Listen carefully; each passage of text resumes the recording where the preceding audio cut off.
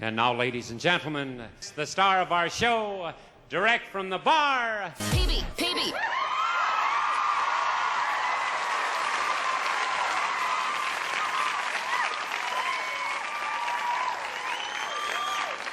What is going on out there, peeps? Before I get into this particular news report, I just want to show you something.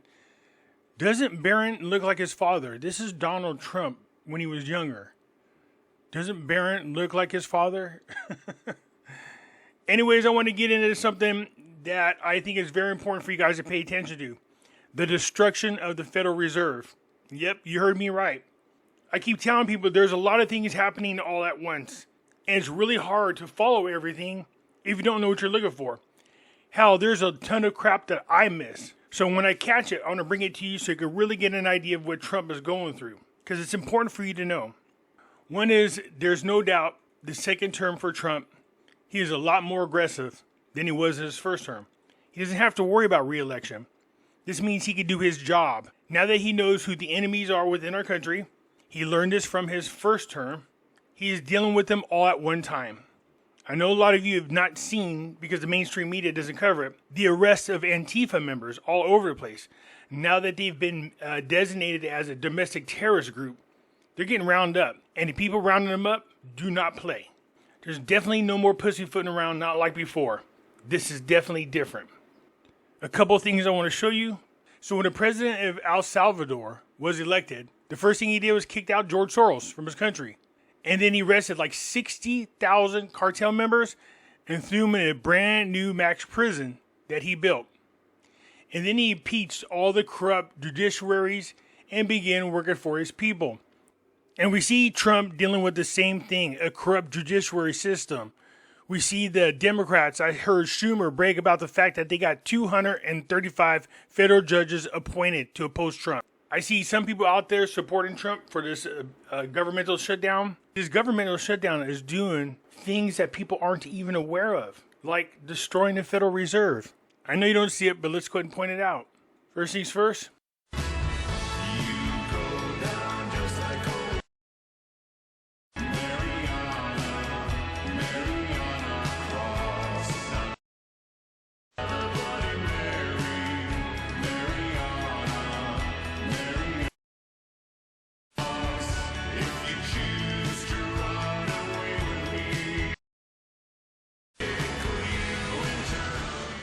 Now, if you remember, this is a president, when he got into office, the first thing he did was invest a ton of money into Bitcoin. And this one, Bitcoin was like $60,000. And he invested tons. Remember, in the Federal Reserve, and then we're complaining, saying, don't follow their example. They're going to fail. And then they try to tank Bitcoin, and Bitcoin dropped like $10,000. Since then, it's almost doubled. And he helped save his country because of it. This is the president that's working with Trump by allowing Trump to deport criminals into his maximum prison that he has built over there. This is just one of the ways that Trump is breaking the Soros connection. This is how Trump is breaking the Soros connection, as well as breaking the Federal Reserve. Listen to what this lady is saying, because this is what she pays attention to. Tariffs, the Federal Reserve, taxes. Let's listen in. Donald Trump has already outflanked the Soros-backed Democrats now that they've gone ahead and bulled their way into a government shutdown. Trump's Truth Social post yesterday shows that he knows he has the upper hand, and it's going to blow up in their faces. And it's going to blow up in more than the Democrats' faces, now that Soros' hand in pushing the shutdown has come out. The Daily Caller had a headline, Soros-backed leftist group behind campaign to force government shutdown. But Donald Trump upped the ante when he told the gathered U.S. military leadership yesterday that their job is to defend America, which is under invasion from within. And Trump names Soros by name. The people in those cities where they're being raped and shot and beat up, you know, they say, we love the military. You ever see where they interview the people on the street? I've never seen somebody say they don't, unless they're radical and paid off, because a lot of these insurrectionists are paid by, whether it's Soros or other people, but they're paid by the radical left. Now, George Soros, Antifa, immigrant gangs, and the crazy Democrats who just shut down this government are worthy targets. They're reflections of that enemy from within, but they're easy targets, and most people don't get beyond that. But here's the problem. If you stop there, you're going to miss the real command center. The deeper system that manufactures wars and budget and economic crises is the British imperial machine, the financier, ideological, and rules-based networks that have captured our institutions for a century. Trump's advantage is he doesn't play by their rules, which is why he can actually solve the problems that they keep creating and then managing.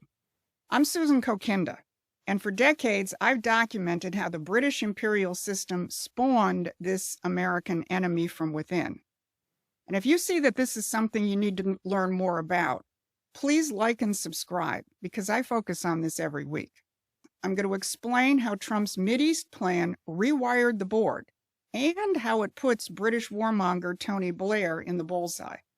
And second, I'm going to show you that the government shutdown fight is really a Federal Reserve fight in disguise.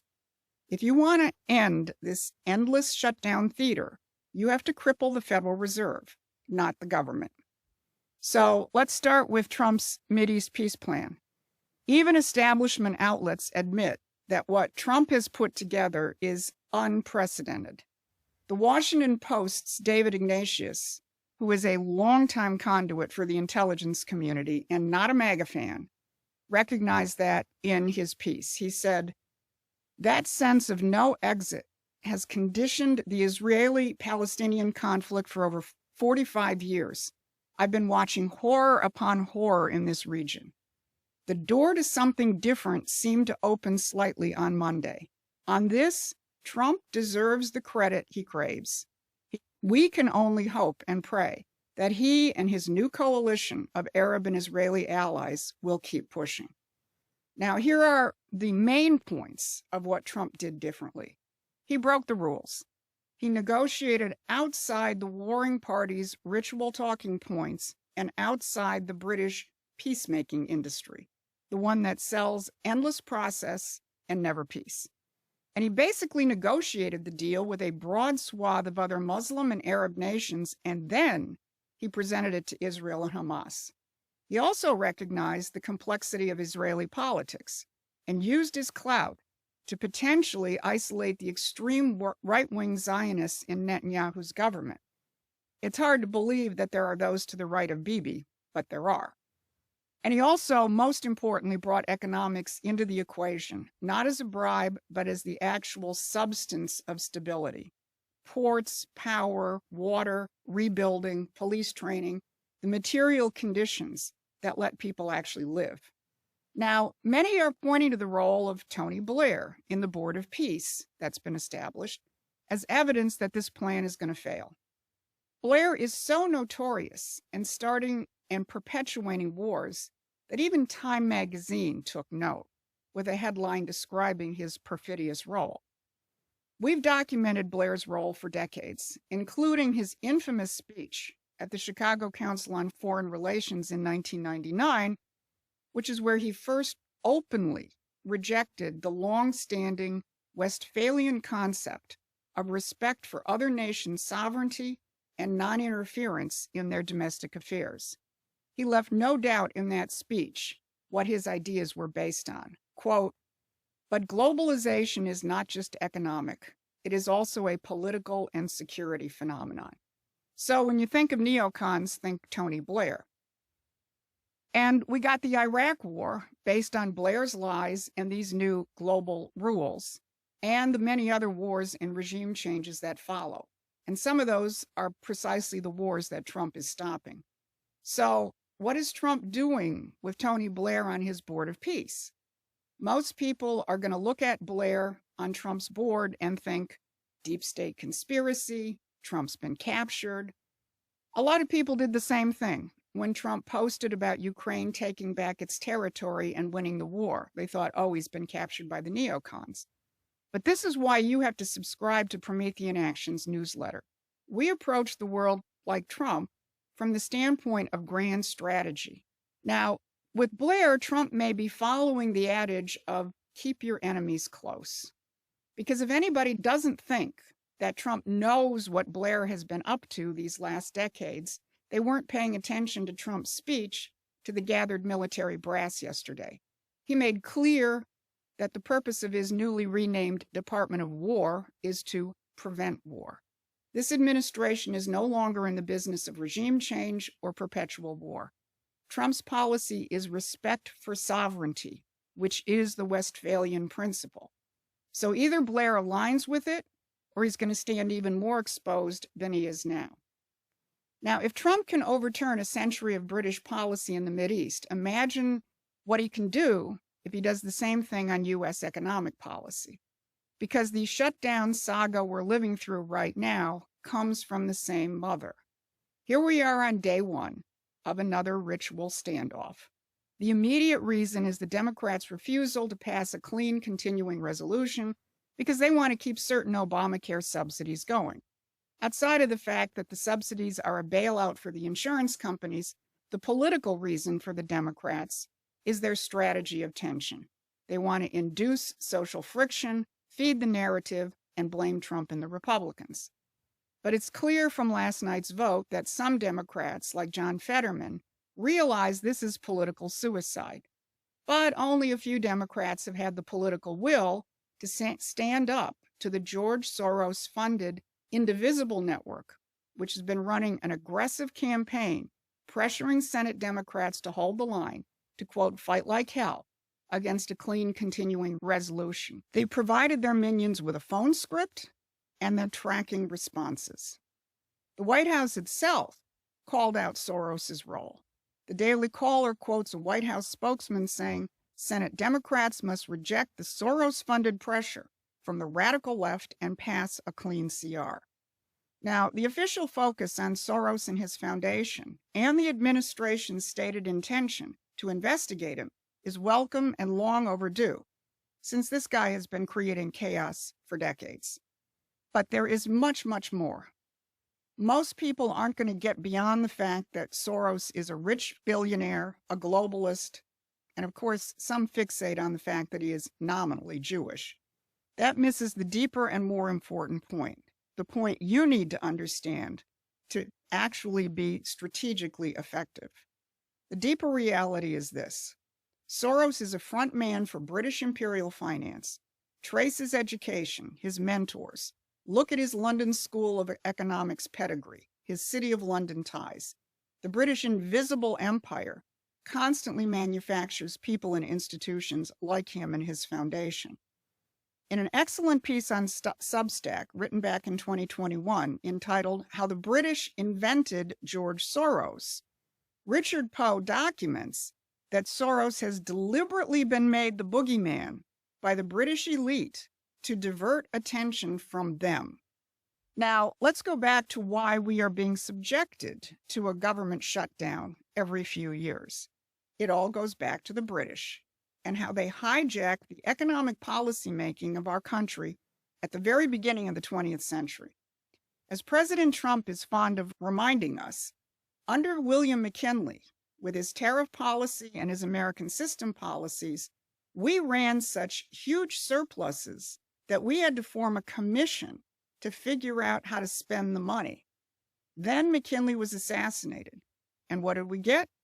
The Federal Reserve modeled on the Bank of England. And what else did we get? The idea of a federal budget. Prior to the 20th century, we did not obsess about making the federal budget balance. We didn't have a federal budget.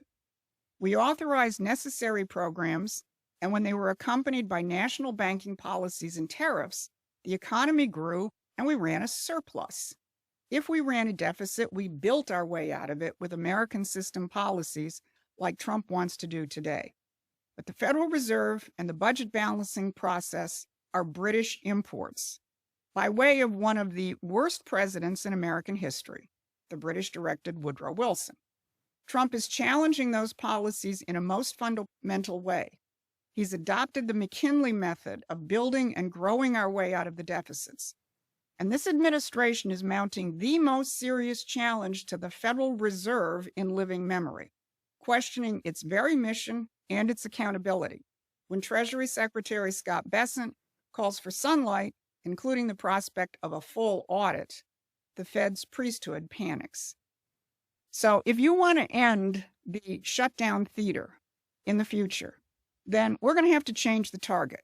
We have to cripple the Federal Reserve, not the government. The enemy from within that Trump warned our military about isn't just Antifa thugs or immigrant gangs. It's this entire British imperial financial, political, and strategic architecture that has been running the show. Trump has showed us the way forward. In the Middle East, he broke their rules, and we see a genuine chance for peace. On the economy, he's reviving the McKinley model that made America prosperous. And now with his challenge to the Fed, he's taking aim at the root of the problem. But the fight isn't over. The Soros network, the Blair apparatus, the Fed priesthood, they're all connected, and they're all fighting back. The shutdown theater is just the latest, and it'll play itself out. But what's important is how do we end that apparatus? The apparatus, which is the real enemy within, created by the British. Like I was saying, there are a lot of things behind the scenes that a lot of people don't know what's going on. They think Trump's just fluffing his feathers, wants to show off with all the military leaders here, pissing people off. No, he's being serious. This time around, his second term, be nice if he had a third term, but his second term, he is trying to break free of the stranglehold that other entities have on this country, the most powerful nation in the world. And this isn't about just Democrat versus Republican. And in the fall will show you whom I have chosen to pray for and guide this nation. You shall rejoice, for it is my man. It is my chosen David, says the Lord. Anyways, that's it for now. Look forward to hearing from you. I'm out.